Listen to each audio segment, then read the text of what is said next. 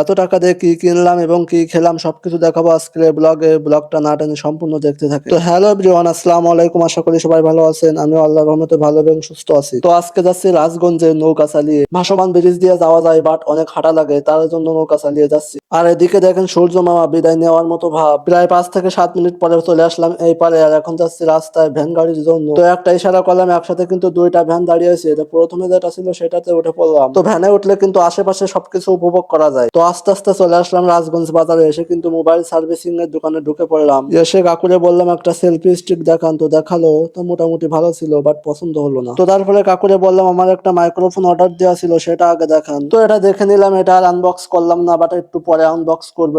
এটা হলো উলানজির একটা মাইক্রোফোন। তো টাকা দিয়ে মাইক্রোফোন নিয়ে চলে আসলাম। তো রাজগঞ্জে আসলাম, আবার ঝালমুড়ি খাবো না, এটা কখনো হয়? তাই চলে যাচ্ছে ঝালমুড়ি খাওয়ার জন্য। তো রাজগঞ্জের ঝালমুড়ি কিন্তু এখন খুবই ভালো লাগে এবং খুবই জনপ্রিয় হচ্ছে। এসে বললাম আমার একটা ঝালমুড়ি দেন। তো তাড়াতাড়ি এসে বসে খাওয়া শুরু করলাম। এদিকে আবার সন্ধ্যা হয়ে গেছে। তো তাড়াতাড়ি খাওয়া শেষ করে পানি ঠানি খেয়ে চলে আসলাম। তো তারপরে মনে পড়লো অনেক আগে দুলাভাইয়ের সাথে আসতাম এবং দুধ চা খেতাম রাজগঞ্জ বাজারে। সেই জায়গায় চলে গেলাম আবার। তো এসে ঝটপট করে চাচারে বললাম একটা দুধ চা দেন। তো দিয়ে দিল।